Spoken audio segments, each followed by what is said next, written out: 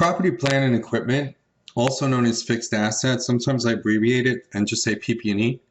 This is long-lived assets that a company has that it uses to make money. And by long-lived, I mean that the company intends to use these assets for a long time. What makes it PP&E is that fact, what the company intends to do with it. So equipment that the company intends to use in its business would be an example of PP&E. Now let's say the company makes equipment and sells it. Then the equipment that it tends to sell is actually inventory. It's not PP&E. But PP&E itself is going to be the equipment that the company uses in its business that it's going to own and hold on to for a long time. PP&E is depreciated. Let me explain a little bit about how depreciation works. Let's suppose that you have a $400,000 asset.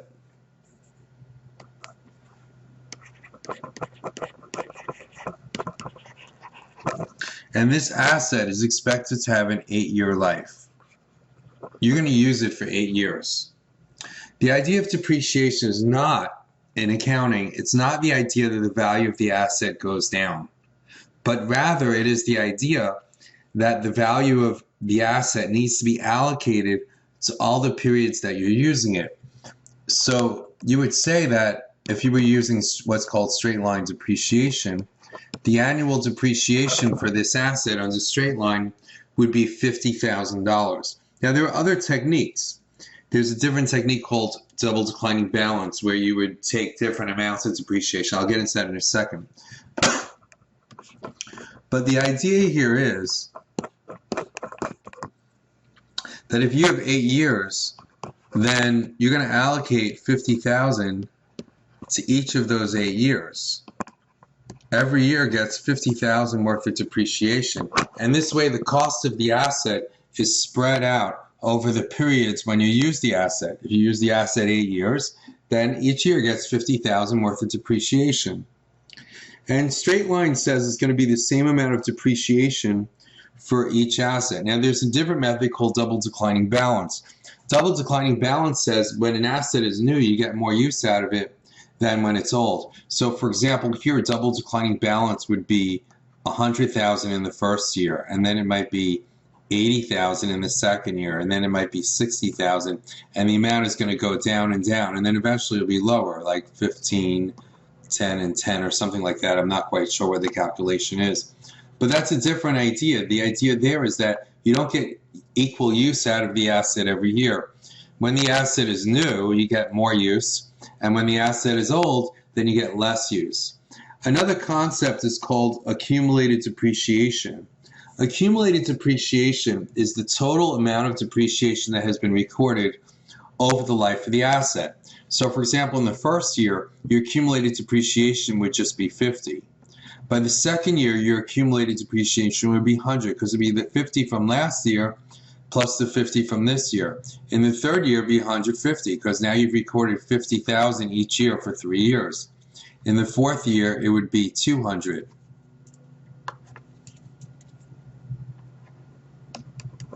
So slowly what's going to happen is you're going to fully depreciate the asset. By the end of the 8th year, it'll be 400. And when you report accumulated depreciation, it offsets the cost of the asset. So for example, in year 1, you would report the cost of the asset as being equal to 400,000 minus 50,000 in accumulated depreciation gives you what's called a net book value of $350,000. That's called book value. Book value equals the cost minus the accumulated depreciation.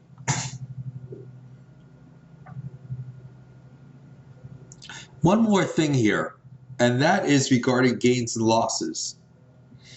A gain or loss is the difference between equals the proceeds, the amount of money you're receiving when you sell the asset, minus the book value. And remember, book value is equal to the cost minus the accumulated depreciation. So a gain would be equal to the proceeds minus whatever the book value is on the date that you sell it. A loss would be the same thing if it's negative.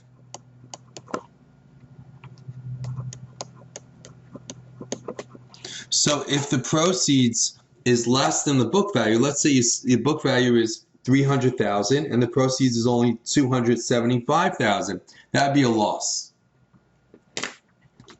So based on the information that I just gave you, try out activity 66 right now, and then we'll go over it.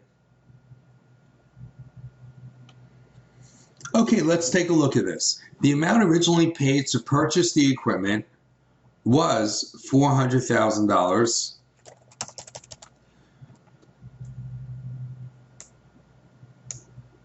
And again, as I go through this, I'm assuming that you've gone through it. And if you just do this exercise and then you go over it with me, chances are you'll know it pretty well. Here you go. This is where I got that from, 400,000 up there.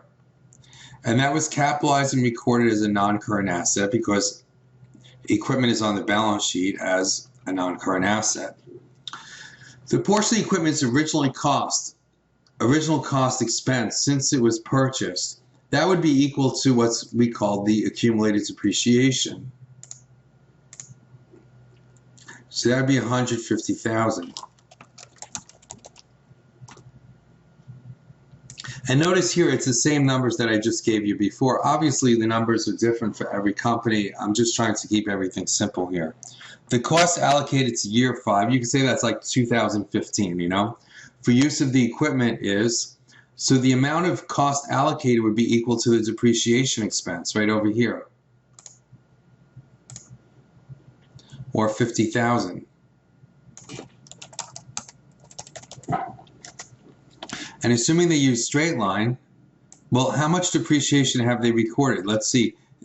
They recorded a total of 150,000, and this year was 50,000, so it must have been purchased 3 years ago.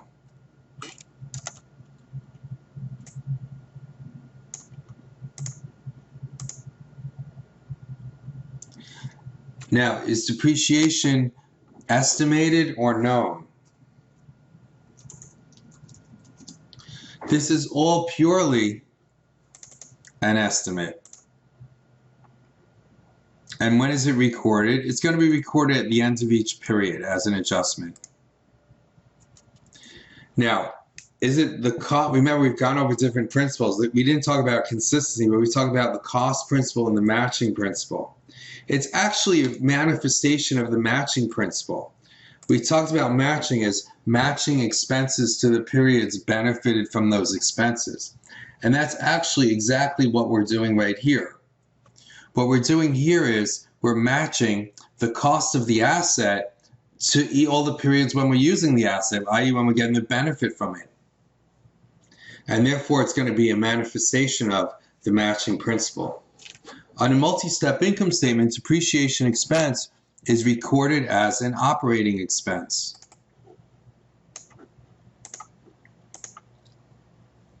Now, which method results in more depreciation in the first years of useful life? That's going to be the double declining balance method. And the straight line method results in greater total depreciation over the assets. Neither method, whatever method of depreciation you use, the object is to spread the cost of the asset out over the period benefited. So one method or the other, the total cost allocated, the total depreciation expense over the life of the asset has got to be the same. So no one method is going to give you more total depreciation over the asset's life than another.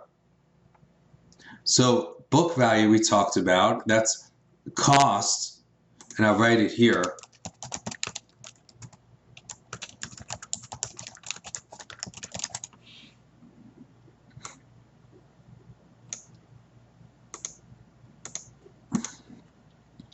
Book value is not the same as current value. Current value is, how much you could sell it for. And book value clearly is not, because it's just an estimate based on all this depreciation information that we have. The primary purpose of depreciation is cost allocation. Cost allocation means, and I hope you wrote this down because it'll help you remember it, it means that we allocate the cost of a PP&E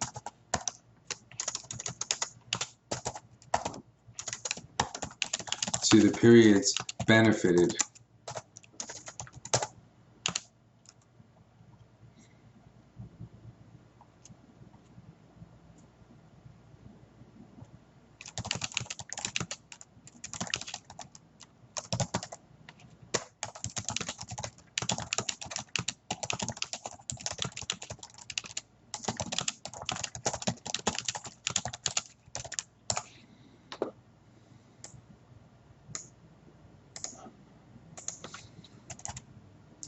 During the equipment, now here's something new. We have also the gain on sale of equipment of $7,000 and a loss on sale of land of $3,000. So let's try to understand this a little bit better. During the year, equipment was sold for $7,000 more than the book value. That is by definition what a gain is.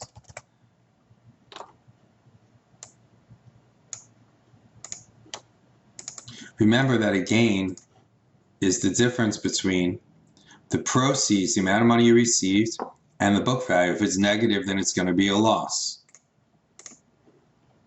Whereas the land was sold for $3,000 less than the acquisition cost. Now notice there's no book value here because there's an important thing I didn't tell you.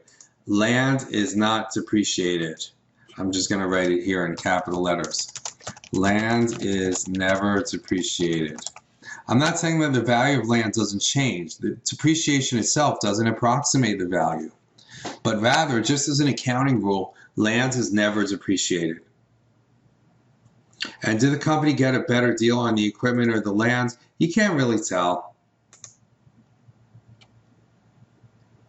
There's just too many factors involved. Because remember, the gain is the difference between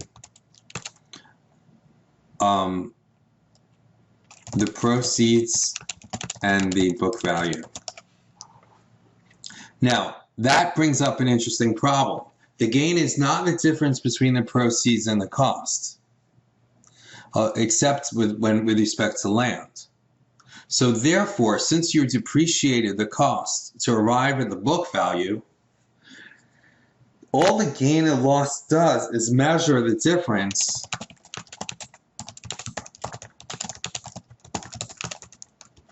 between proceeds and book value. Did you record too much or too little depreciation? That's really what it measures. How well does depreciation simulate the change in market value or current value? And if you had a gain, that means that you should have depreciated more. And if you had a loss, that means that you didn't depreciate enough. As a result of the financial statement information above, how much will be added into total assets? The amount added into total assets is going to be the book value. Right there, $250,000.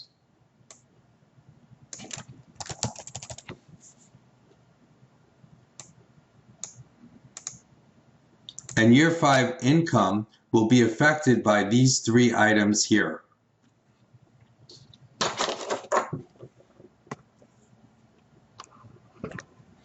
If you net those items together, it's $50,000 in expenses plus the $7,000 gain would be $43,000 down, minus $3,000 is $46,000 decrease. So it would be decreased by $46,000.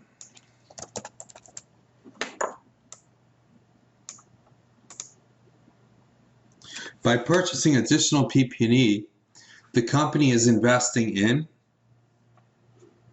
long-term income-producing assets that are ultimately expected to increase future revenues. And that's why we're going to depreciate it, because we're going to offset those future revenues with all the depreciation from the PP&E. Of course, the additional income should be higher than the depreciation on the equipment.